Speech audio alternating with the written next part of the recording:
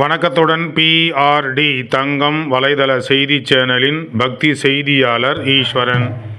ராணிப்பேட்டை மாவட்டம் சோளிங்கர் சட்டமன்ற தொகுதியில் உள்ள நீலகண்டராயன்பேட்டை அகில பாரத ஐயப்பா சேவா சங்கம் பதிவு எண் 2627 ஸ்ரீ ஐயப்பா பக்த யாக சங்கம் ட்ரஸ்ட் அருள்மிகு அகிலாண்ட கோடி பிரம்மாண்ட நாயகன் ஆனந்த சித்தன் ஐயப்ப சுவாமி ஆலயத்தில் 39ஆம் ஆண்டு 6 நாள் சபரிமலை புனித பயணம், கன்னி பூஜை, அன்னதானம், இருமுடி பூஜை விழா சிறப்பாக நடைபெற்றது.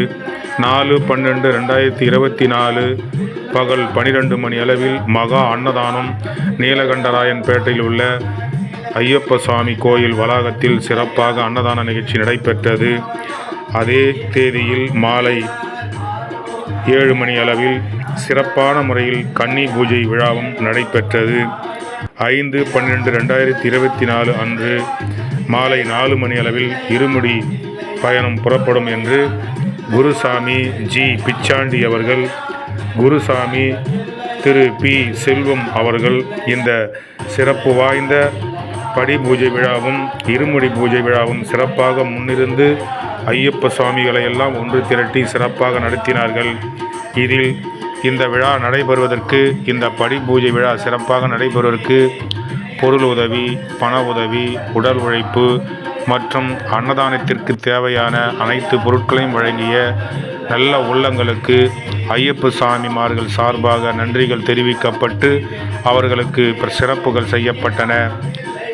மாலை நேரத்தில் படி பூஜை விழா சிறப்பான முறையில் நடந்து முடிந்து, இந்த பூஜையில் நீலகண்டராயன்பேட்டை கிராமத்தில் உள்ள அனைத்து தரப்பு மக்களும், ஊராட்சி மன்ற தலைவர், துணைத் தலைவர், வார்டு உறுப்பினர்கள், பொதுமக்கள், ஊர் பெரியோர்கள், நாட்டாண்மைதாரர்கள், விழா குழுவினர் என அனைவரும் கலந்து கொண்டு ஸ்ரீ ஐயப்பனுடைய சிறப்பு வாய்ந்த பாடல்கள், முருகர் பாடல், விநாயகர் பாடல் மற்றும் ஐயப்ப சுவாமி பாடல், சிவபெருமான் பாடல், அம்மன் பாடல் போன்ற பக்தி வாய்ந்த பாடல்களை எல்லாம் பாடி இந்த படி பூஜை விழாவை சிறப்பாக நடத்தி முடித்து, இந்த நிகழ்ச்சியில் கலந்து கொண்ட அனைத்து பொதுமக்களுக்கும் ஐயப்ப சுவாமிமார்களுக்கும் சிறப்புகள் செய்யப்பட்டு பின்பு மகா அன்னதானம் வழங்கி சிறப்பித்தார்கள்.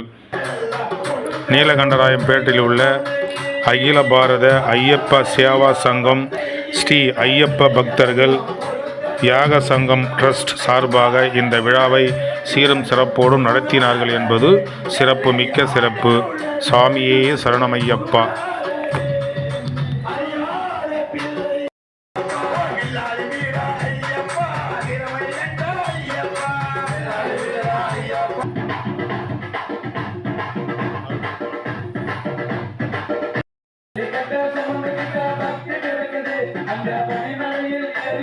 சக்தி இருக்குது, கல்லு கட்டில் சுமந்துக்கிட்டா பக்தி இருக்குது.